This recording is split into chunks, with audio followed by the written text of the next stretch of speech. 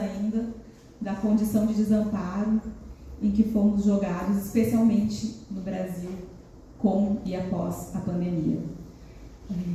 Estarem aqui em agosto, né, com 30 graus lá fora, já é um indicativo do nível de desamparo que a gente está vivendo, em razão, inclusive, de escolhas que são feitas e que fazemos e que poderiam ser outras.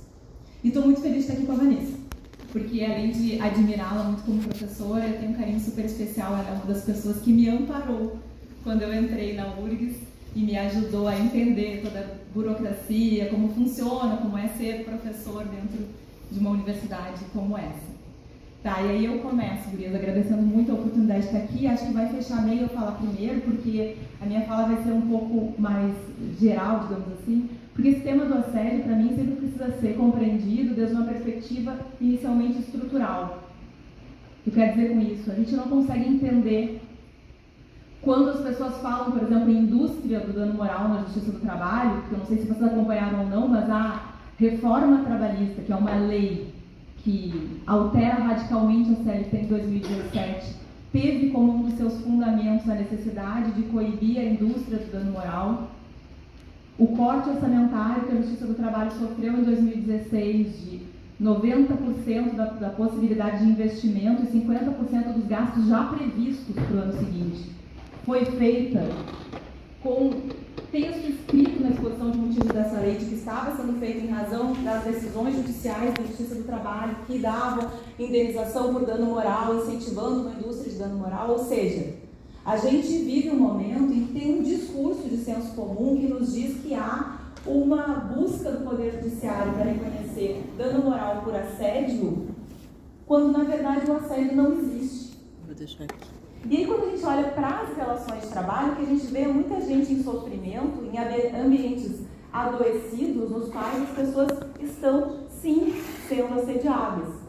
Só que a gente não consegue entender o assédio de forma episódica ou considerando apenas determinado ambiente ou determinada pessoa, porque nós somos seres diferentes. Eu sempre dou como exemplo, quando falo sobre esse tema, que eu já fiz instruções sobre assédio, onde uma testemunha que eu acredito que estivesse dizendo realmente a verdade, me disse: não me considerei assediada pelo meu supervisor, porque acho que o supervisor tem que cobrar mesmo, e está tudo certo se ele grita, não acho que seja um problema. E a testemunha seguinte veio e me disse: eu ia para o banheiro chorar cada vez que ele falava comigo, porque ele falava de forma grosseira e ele gritava comigo. Ou seja, o que eu quero dizer com isso para vocês é: o sofrimento que decorre de uma atitude assediadora é subjetivo, depende de quem está recebendo aquele comportamento. Mas o assédio no ambiente de trabalho decorre de questões que são objetivas. E é por aí que eu queria começar a conversa com vocês. Estou falando, gente, da gente ter escolhido viver num modelo de sociedade em que nós somos obrigados a trocar trabalho por capital pelo menos 8 horas por dia. Pelo menos 8 horas por dia. Porque a maioria das pessoas faz isso por mais tempo. Ou seja, nós escolhemos viver num modelo de sociedade em que não é possível sobreviver sem trocar trabalho por capital, sem estar numa relação de trabalho. E isso vale para 99% das pessoas, né? É só aquele 1% que não precisa trabalhar e vive de rendas. O resto, ou a gente trabalha, ou a gente morre de fome. E esse sistema, essa estrutura, não estabelece só a obrigatoriedade do trabalho. Ela nos convence. E há toda uma teoria, uma filosofia desses caras que a gente fica repetindo e estudando no direito, né? Hegel, Locke, uma série de autores que vão nos convencer de que quando nós trocamos trabalho por capital, nós estamos exercendo liberdade. Porque nós nascemos proprietários da força de trabalho. E alienamos essa força de trabalho numa relação de trabalho, não porque sem isso a gente não come, não veste, não vive. Porque essa é a forma que nós temos de exercer a liberdade. Então percebam, a gente cria um modelo de organização social em que as pessoas são desapossadas da terra, impedidas de acessar o alimento, senão através da compra no supermercado, e convencidas de que, vendendo força de trabalho, elas estão exercendo a sua liberdade individual. Só que não tem espaço para todo mundo. Nem todo mundo conseguirá vender a força de trabalho. E eu não estou falando só de países como o Brasil, com desemprego estrutural. Se nós pegarmos países de capitalismo central com pleno emprego, vão ter também pessoas lá que estão desempregadas, que não têm acesso a essa venda. E pessoas que não conseguem fazer essa venda. E aí eu lembro que eu não me inscrevi. E volta tudo e eu vou me inscrever, como fez a Jennifer. Eu sou uma mulher de cabelos curtos e crespos. Eu não consigo mais dizer que eu sou uma mulher branca. Eu pensei isso por muito tempo. Já não penso mais, depois de estudar bastante, sobretudo em relação ao processo histórico de estupro e violência contra os corpos negros e indígenas que fizeram com que a maioria das pessoas no Brasil não sejam brancas. Estou vestida de saia, blusa preta e uma echarpe por cima, tenho 1,64 m. E lembrei que esqueci de me inscrever, porque lembrei que tem pessoas que, em função das suas características individuais, não conseguem fazer a troca de trabalho para o capital. Em função de características físicas, em função de características mentais, em função da idade, em função de uma série de fatores que no nosso caso são agravadas, no nosso caso todas as sociedades colonizadas são agravadas ainda pelo atravessamento de uma lógica de identificação dos corpos a partir do gênero, da raça.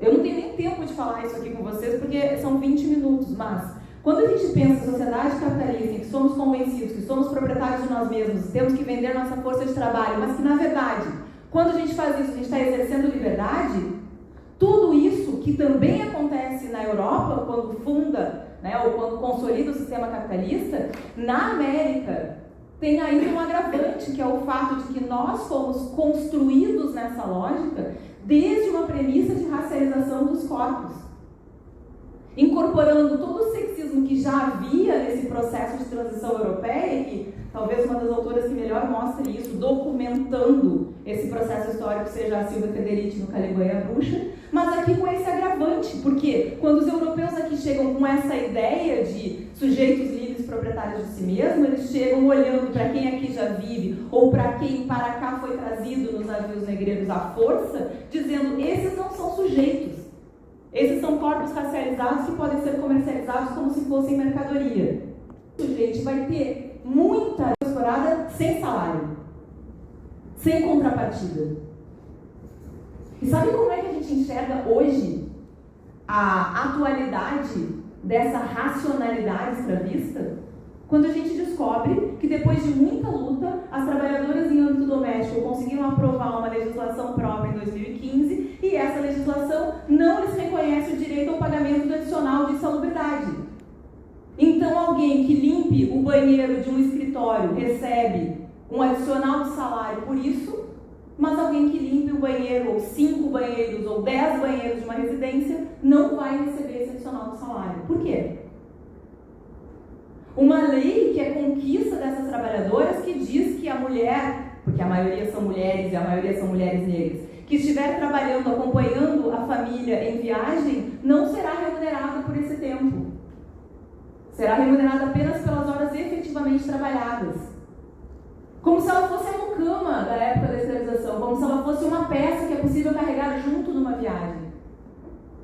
E essa lei, que foi resultado da luta dessas trabalhadoras, eu não sei se vocês lembram, em 2015 foi extremamente criticada pela maioria dos setores sociais de algum modo alinhados com o capital, que diziam, vai acabar o emprego doméstico, é emprego demais, como é possível dizer que tem que regular a jornada, pagar hora extra para empregada doméstica?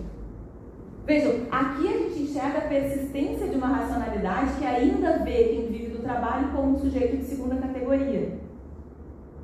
E é isso que vai determinar uma lógica de relação de trabalho que eu estou chamando aqui de objetivamente assediadora. E vou dar uns exemplos para vocês. Se considera absolutamente lícito, regular, que a empresa diga como a pessoa tem que se vestir no ambiente de trabalho. Que o regulamento pessoal de empresa diga se é possível ou não ter relação afetiva com o colega de trabalho. Isso não é sequer questionado, gente. Não há sequer questionamento sobre o regulamento de empresa que diga não pode ter namoro entre os colegas. Ou seja, o empregador toma a força de trabalho, 8 horas no mínimo por dia, e decide quem serão os meus afetos. E a gente sequer estranha que isso aconteça. Decide como eu me visto. isso. O regulamento de empresas das empresas aéreas, por exemplo, tem páginas e páginas e páginas dizendo como as mulheres devem se vestir. A forma do cabelo, a altura do cabelo, o tamanho da saia, a cor da meia calça, a cor do batom. Ou seja, a gente entrega muito mais do que a força de trabalho nessas 8, ou 10, ou 12 horas. E nesse ambiente, o trabalhador ou se sujeita ou perde o emprego. E de novo tem um agravante aqui da realidade brasileira. Nós não conseguimos reconhecer garantia contra a despedida no Brasil. Está lá na Constituição. Relação de emprego protegida contra a despedida arbitrária. O que a gente diz até hoje, 30 anos depois? O empregador pode despedir sem dizer por quê. Vejam, como não ter uma lógica assediadora se eu dependo do trabalho para sobreviver, se eu sou convencido de que vender trabalho é exercício de liberdade, portanto, se eu não consigo vender trabalho, eu sou fracassado, é um problema meu, não da estrutura. E se eu não tenho nenhuma garantia de continuidade do vínculo, se eu não andar de acordo com as regras do patrão?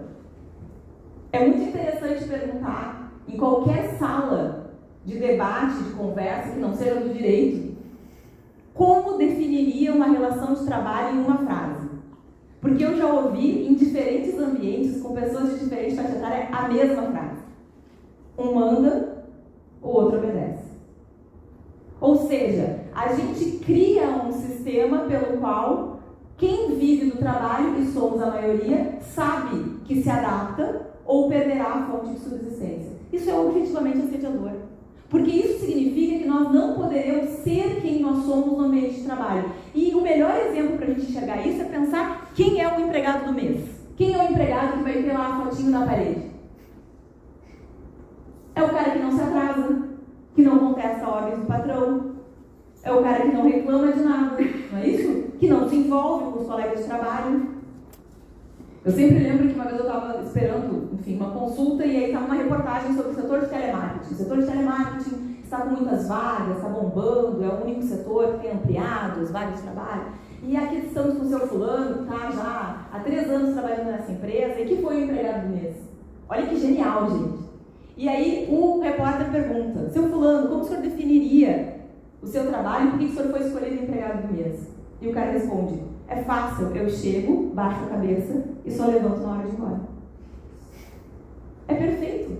Ele resumiu tratados e tratados sobre assédio no ambiente de trabalho. Ou seja, elimina a tua condição humana, atua como se tu fosse máquina, segue todas as ordens, não questiona e vai dar tudo certo, tu vai ser empregado do mês. É claro que isso não vai te garantir que não vai ter uma despedida, né? Mas vai garantir que talvez tu continue trabalhando em detrimento do teu colega, que afinal é aquele que incomoda, é aquele que questiona. Bom, essa é a estrutura, tá? Mas agora passando para a segunda parte. Como isso é potencializado para que a gente viva um momento em que as pessoas dizem que há uma indústria de dano moral porque há um surto de alegação de assédio nos ambientes de trabalho, com a precarização das condições dessa troca. Porque vejam, essa estrutura, que já é objetivamente assediadora, é potencializada por fórmulas de extração de trabalho, geração de sofrimento, que colocam as pessoas numa condição em que todo mundo sofre. Todo mundo sofre. O chefe assediador, aquele que está lá no processo, sendo apontado como cara que cobra demais, que grita, que xinga, está em sofrimento também. E do que eu estou falando, gente? Eu estou falando da lógica da terceirização, que coloca pessoas no mesmo ambiente, com condição jurídica diferente, com proteção diferente, com salário diferente, com uniforme diferente. Como concorrentes, num ambiente público como esse em que nós estamos, os servidores públicos sabem, eles podem até não pensar sobre isso, mas eles sabem que o aumento da terceirização é a redução do número de cargos públicos. Ou seja, que o emprego minimamente seguro, porque é disso que a gente está falando, a gente não está falando de privilégio, né? A gente está falando de um emprego minimamente seguro, com estabilidade, com carreira, com um salário decente, está sendo ameaçado, não por aquelas pessoas, mas por um sistema que permite terceirização cada vez maior do serviço público. Aquelas pessoas que estão ali no mesmo ambiente de trabalho personificam isso, de um jeito ou de outro. Esse assédio é potencializado pelo aumento da jornada, pela banalização do tempo da troca.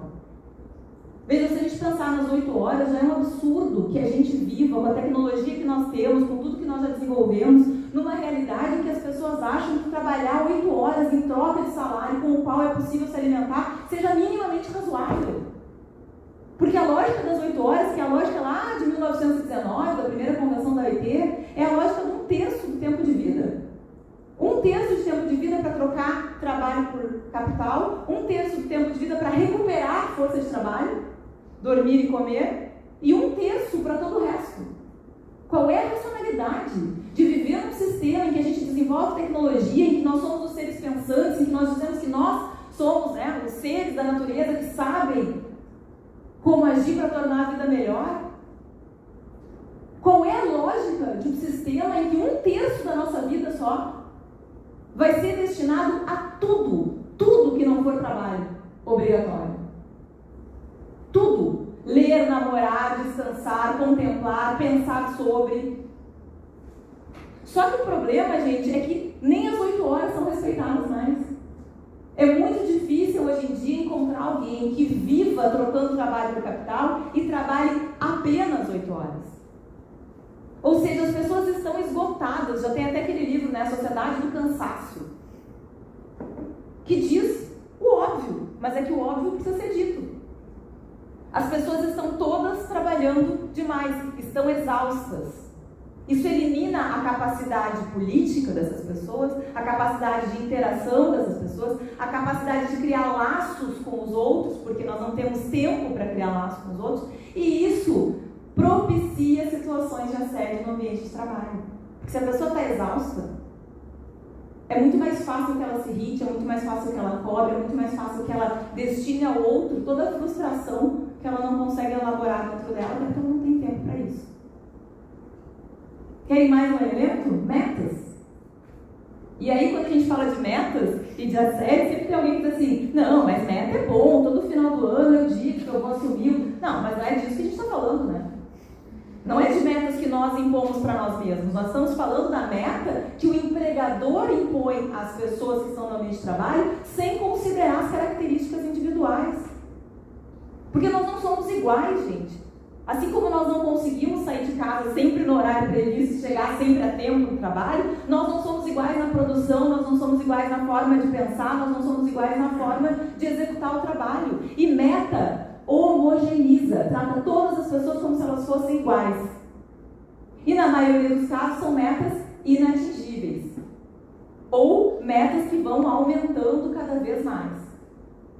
Numa lógica de extração de trabalho, dentro dessa ideia de metas, o assédio é quase condição de possibilidade para a execução do trabalho. Que pensem numa hierarquia qualquer de empresa. Se eu estabeleço metas, o que eu faço? Eu não preciso mais, como empregador, estar ali cobrando as pessoas. O supervisor vai cobrar os seus subordinados, que vão cobrar os seus subordinados, e vão cobrar de uma maneira cada vez mais grave, cada vez mais séria, cada vez mais impositiva. Por quê? Porque eles precisam dar conta das metas, até porque desde a reforma é possível que toda a remuneração seja paga como remuneração variável e, portanto, fundada nas metas.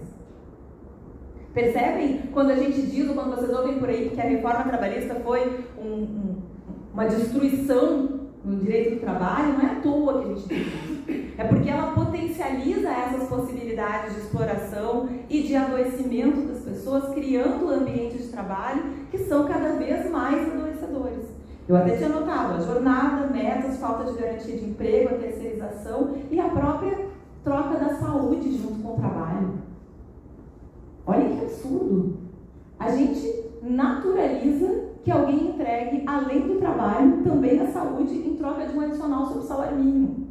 Como se isso fosse a coisa mais tranquila que existe. Não, não tem problema, tu vai trabalhar e vai ter uma doença depois. Vai ter uma doença de esforço repetitivo, vai ter uma doença na coluna, mas não tem problema que tu vai receber 20% a mais do teu salário mínimo em troca da tua força de trabalho. Percebem? Claro que tudo isso vai descambar em algo que agora está sendo mais estudado, que até pouco tempo não era tão estudado, que é uma perversidade subjetiva incentivada pelo que as pessoas chamam de estágio neoliberal do capitalismo. Mas o que eu eu quero que a gente pare para pensar é que a gente tem uma estrutura que já dura tempo demais, que é uma estrutura criada para potencializar esse tipo de perversidade subjetiva. Tem um texto muito interessante da Judith Butler que ela diz assim: se eu vivo numa sociedade de desamparo, em que todos são tratados como concorrentes e onde não há espaço para todos, tratar um ao outro como inimigo é quase uma condição de sobrevivência. O que é difícil, o que nós precisamos parar para pensar, o que nós precisamos nos esforçar para fazer, em termos gerais, é criar laços com os colegas de trabalho, pensando que eles estão no mesmo barco que nós, estão tão sofrimento quanto nós. Estamos. A reação automática, diz essa autora, e eu concordo com ela, e daí tem um texto da Maria Rita Krell em que ela vai falar disso sob uma outra perspectiva, mas ela vai usar esse mesmo raciocínio, né? O que é automático, o que a gente faz sem se dar conta, é transferir para o outro a nossa frustração e a nossa necessidade de dar conta, tratando o outro como se ele fosse alguém que nos deve. Sejamos nós chefes ou não. E olha o que o direito faz com isso. Daí eu já vou terminando, porque fechou aqui, eu não sei se eu já passei meu tempo. Já passei. Tá. Só para fechar, o que o direito faz com isso? Ele coloca em caixinhas, né? E a gente sai estudando isso como se fosse uma coisa... Então tem lá o livro, que já vendeu não sei quantos exemplares, já está em não sei qual edição, que vai dizer o assédio moral nas relações de trabalho pode ser vertical ou horizontal. Ele pode se dar entre colegas de trabalho, mas geralmente... E aí a gente classifica. E aí a gente olha para isso como se fosse um dado da natureza. Algo sobre o qual nós não temos implicação. Nós não temos responsabilidade. Só que nós temos sim responsabilidade. Nós temos responsabilidade por quem está sendo assediado e nós temos responsabilidade por quem está assediando. Porque nós estamos mantendo uma estrutura que convoca as pessoas a agirem como assediadoras. E que causa sofrimento para todas elas. Como a gente lida com isso? Tem um jeito, né? Tem um jeito que é mudar esse sistema em que a gente vive. Só que tem um caminho até lá, para mudar o sistema em que a gente vive, para a gente conseguir realmente, inclusive, gente, ter tempo para parar, para pensar por que Deus nós seguimos numa sociedade tão irracional, que destrói a natureza e que faz da nossa vivência uma vivência completamente destinada à venda de trabalho para o capital, impedindo que a gente tenha tempo para todo o resto. Para isso, a gente precisa ter tempo. Então, o caminho para chegar num outro modelo de sociedade em que efetivamente nós possamos ter relações de trabalho em que não haja assédio na estrutura do sistema é brigar para que esses direitos que já foram reconhecidos a quem vive do trabalho sejam efetivamente respeitados. Não é só para respeitar 8 horas de jornada, é para reduzir esse tempo de trabalho. Não é só para fazer uma lei dizendo que homem e mulher têm que receber o mesmo salário. É para alterar a lógica do que a gente chama de salário mínimo, para que o salário mínimo realmente seja um salário que permita a condição decente de vida. É fazer valer o sistema de seguridade social para quem não consegue fazer a troca de trabalho para o capital. E essas medidas estão ao nosso alcance. O que eu quero dizer para vocês, e encerro mesmo, é que a gente pode lidar com assédio de forma subjetiva naquele ambiente, fazendo roda de conversa, fazendo prevenção, tendo iniciativas que são importantes, são muito importantes. Mas se a gente não levar a sério os direitos trabalhistas, aquilo que a Constituição diz lá nos primeiros artigos, a necessidade realmente de pensar qual é o sentido do que nós estamos fazendo aqui, vivendo desse jeito em sociedade, dificilmente nós vamos conseguir atacar o problema do assédio moral no ambiente de trabalho. Era isso. Obrigada. Tudo bom, gente? Boa tarde para todos vocês. Vejo aqui alguns alunos, alunas, né, amigos, amigas. Queria agradecer o convite da Jennifer, da professora Jennifer, da Clara, né, dizer que é uma satisfação também compartilhar esse momento com a Valdete. Nós, esse ano, justamente na semana de 8 de março, nós fundamos, eu e a Valdete, o Núcleo de Estudos de Gênero, Violência e Sexualidades. Né? Então, é o segundo grupo de pesquisa que temos aqui em conjunto para debater inúmeras questões, né, que dizem respeito a essas temáticas que nos angustiam, né, e que, de alguma forma, decorrem dessa hierarquização da sociedade que a Valdete nos falou, né, nessa dimensão da exploração, da extração. de mão de obra. Bom, eu sou uma mulher branca, de pele morena, cabelo castanho escuro, com algumas luzes para disfarçar os brancos, né? 1,67 m até onde eu me lembro, né? Acho que essa som de saia, né, preta com bolinhas brancas e uma blusinha preta. Estamos inclusive parecidas as duas aqui, né, Roberto? E não combinamos isso hoje.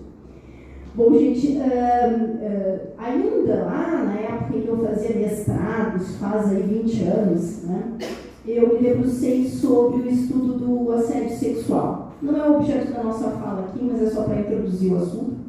E naquela ocasião, nós tínhamos recentemente, em 2000, essa pesquisa foi feita em 2004, e em 2001 havia sido criminalizado o assédio sexual por chantagem no Brasil. O artigo 216A do Código Penal está lá. Então, o Brasil fez uma opção por criminalizar o assédio sexual por chantagem, ou seja, quando existe uma relação vertical entre o assediador e o assediado. Então, tem que necessariamente o assediador ser alguém superior hierárquico ou com ascendência sobre a vítima.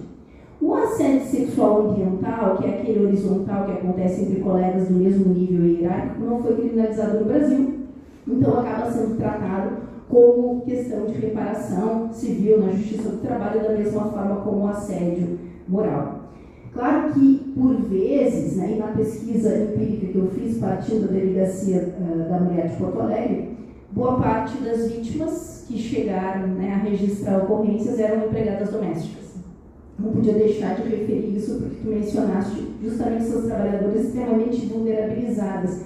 E mais vulnerabilizadas porque, por óbvio, para chegar até a Delegacia da Mulher e registrar a ocorrência, elas tiveram que pedir demissão do emprego, elas perderam o emprego, né? E algumas situações bastante graves, 36 casos eu localizei ali, em nenhum deles houve condenação do agressor, o que me levou a concluir que a criminalização em si não era eficiente, embora pudesse ter algum efeito simbólico, não era eficiente. Então, acho que quando a gente pensa o assédio sexual, quando a gente pensa o assédio moral, primeiro passo, né? O que fazer para prevenir isso? E prevenir esse tipo de violência, porque são modalidades de violência, não passa necessariamente pela criminalização por diferentes razões, né?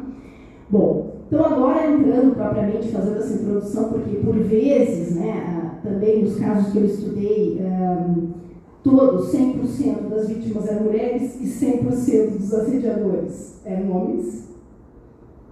Por vezes, de um assédio sexual que não resulta em sucesso, você pode ter na sequência, em relações de trabalho, o assédio moral, né? Bom, já que eu não consegui alcançar o objetivo, que era sair com aquela pessoa, ter um relacionamento sexual afetivo com aquela pessoa, por mais que eu a tenha chantageado, então agora eu parto para a violência moral, né, para a humilhação, para a desconsideração no ambiente de trabalho.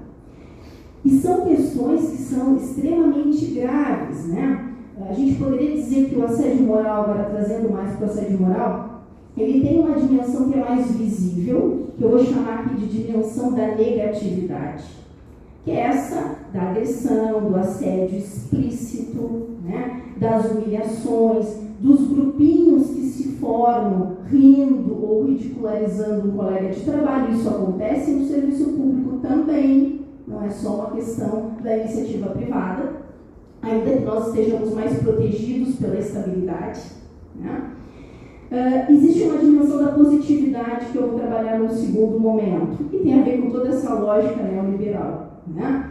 Então, dentro dessa dimensão da negatividade, no serviço público nós vamos observar diferentes formas de assédio. Além dessas mais óbvias, como a ridicularização, humilhações, desconsideração, isolamento, né, do servidor, nós observamos também certos tipos de boicotes. Por exemplo, um pedido que não foi despachado a tempo e que gerou um prejuízo para aquele técnico administrativo, para aquele docente, para aquele aluno, incluindo, né? Excesso de trabalho.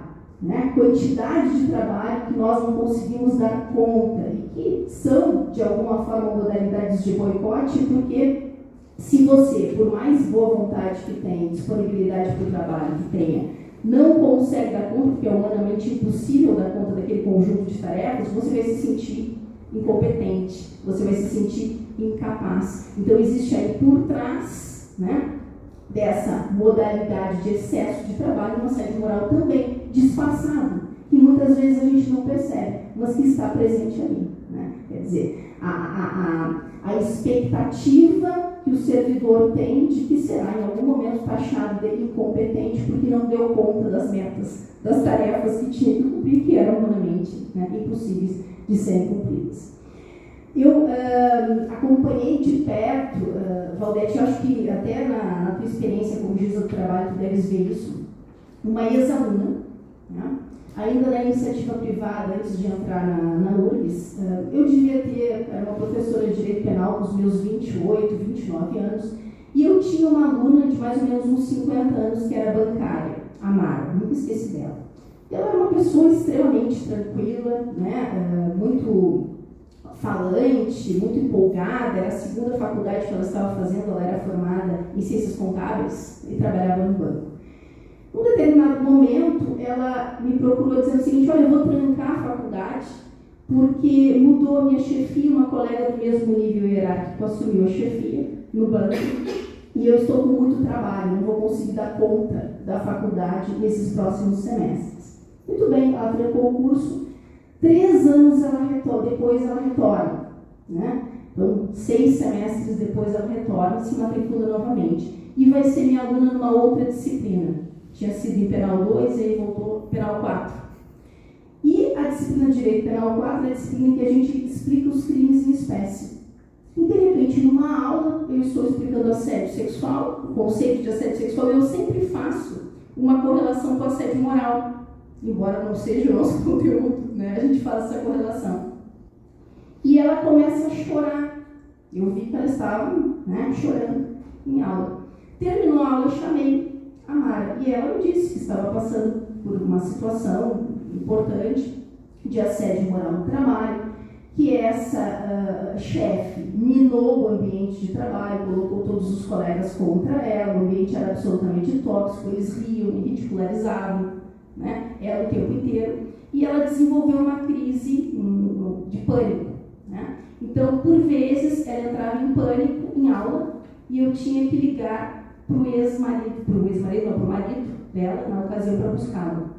Então, eu percebi, em 3 anos, convivendo com uma pessoa em sala de aula, né, sã, sem nenhum problema psíquico, e depois voltando a conviver com ela 3 anos depois, passado o assédio moral, uma pessoa completamente fragilizada. E me dispus a ser testemunha, né, na ação trabalhista dela. Então, é algo que a gente pode parecer leve, mas é gravíssimo. Porque a condição dessa vítima do assédio moral é muito similar à condição de uma vítima do ciclo de violência na violência doméstica. Aquele modelo clássico, né, em que a mulher passa por humilhações, desconsideração, reduz a sua autoestima, até chegar no episódio de violência física e ela não conseguir reagir à altura, né?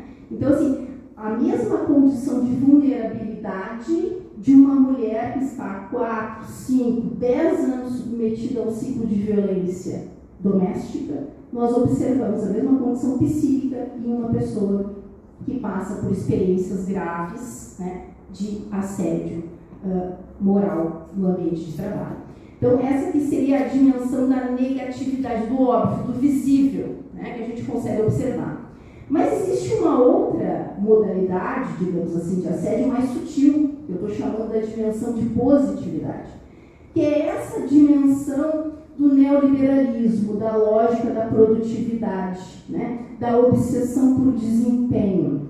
Nós falávamos sobre isso justamente terça-feira, né, Clara, no núcleo de pesquisa em Direito Penal e Criminologia, trabalhando com esse livro, que é de um filósofo sul-coreano, o Byung-Chul Han, Psicopolítica, o Neoliberalismo e as Novas Técnicas de Poder, né, em que ele vai trabalhar justamente essa dimensão partindo de Michel Foucault.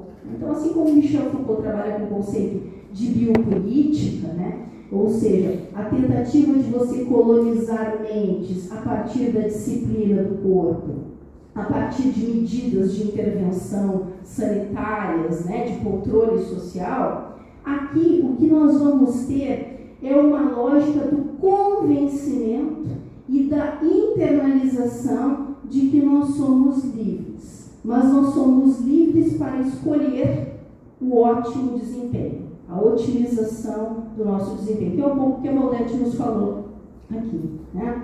E essa lógica da positividade nós vamos encontrar aqui na universidade pública também, né? E como é que ela aparece? Ela vai aparecer também por meio de sobrecarga de trabalho, porque a sobrecarga de trabalho, em algum momento, você vai falhar, porque ninguém consegue dar conta de tudo com excelência, né? Dependendo da quantidade de tarefas que você assume. Mas não é aquela coisa impositiva. Você tem que fazer, você tem metas a cumprir. É aquela manipulação da nossa subjetividade. É a manipulação até mesmo da nossa própria vaidade. Valdete, só você pode assumir essa tarefa. Só você tem condição de dar conta dessa tarefa. E aí, crentes na ideia falsa de que nós somos insubstituíveis, nós vamos assumindo e assumindo e assumindo e nos frustrando, perdendo a nossa própria liberdade e nos aprisionando, né, numa lógica de trabalho, de extração, né, das nossas habilidades, das nossas competências que não tem fim, né? Então, esse assédio moral dentro de uma dimensão de positividade, como você é importante, né? Como você é competente, só você pode dar conta dessa tarefa, é uma forma mais sutil, que eu estou chamando de assédio moral muito próprio, né? Dessa perspectiva neoliberal do empreendedor de si mesmo, né? E dentro do serviço público do servidor padrão, seja o docente, né? Seja o técnico administrativo. Mas essa lógica da produtividade, ela também irá prejudicar psiquicamente os nossos alunos, né? E aqui eu não poderia deixar de mencionar uma situação que a gente acabou discutindo também no grupo na terça-feira.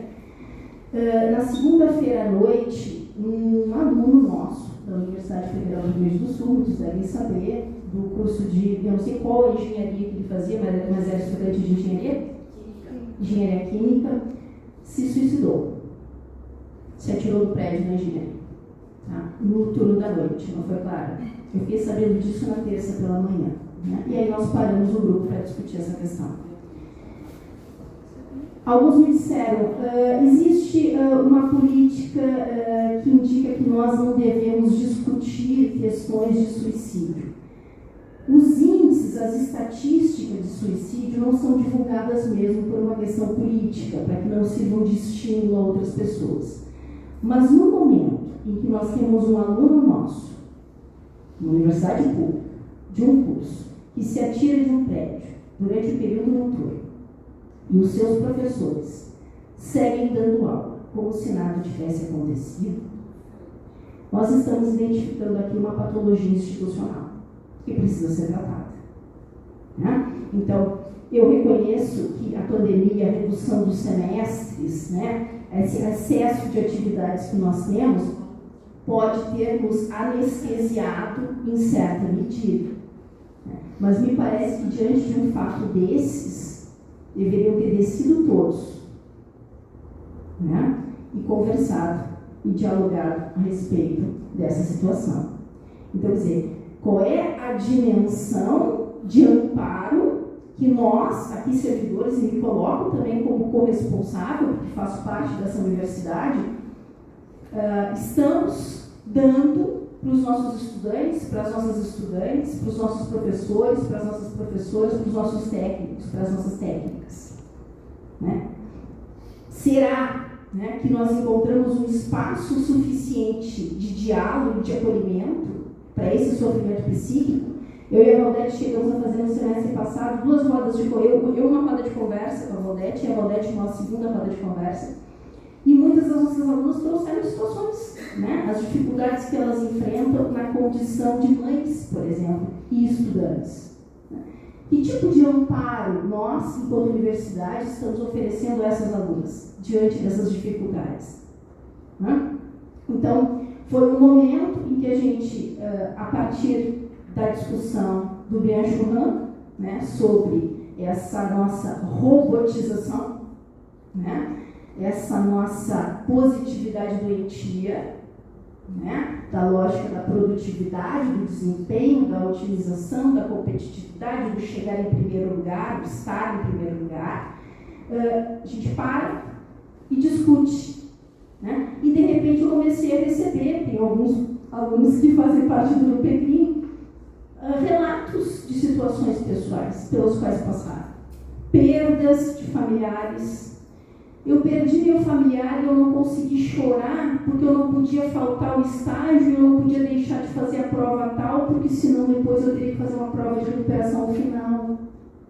Tem professores que não nos ouvem ou não acreditam nas nossas necessidades. Né? Então, assim, é interessante a gente parar para pensar, né, que a dimensão desse assédio moral, tudo bem, dentro de uma lógica da negatividade, dentro de uma lógica de exploração do trabalho, ela é visível, ela precisa ser combatida, mas em que medida, né, nós estamos fazendo com que os nossos alunos internalizem metas que não são possíveis de serem cumpridas com sucesso, e isso gera uma frustração suficiente para que um aluno, de repente, desista de viver. Né? Então, assim, o que eu queria trazer para a nossa discussão, porque eu acho que vai abrir agora, né, um espaço para a gente poder discutir, é justamente isso.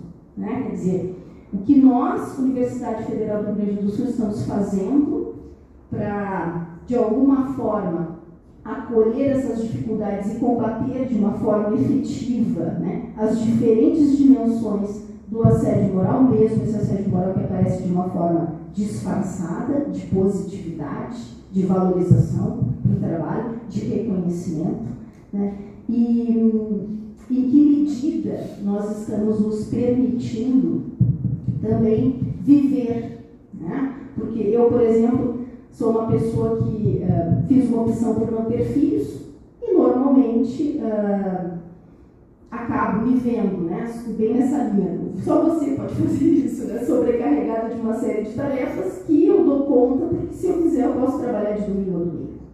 Né? Mas isso está certo? Isso está correto? Né? O que nós podemos fazer, né, enquanto servidores para tentar inverter um pouco essa lógica? Eu acho que o encontro e espaços como esse encontro aqui que nós estamos fazendo são extremamente importantes para discutirmos essas questões que nos angustiam, né, profundamente. Era isso. Obrigada.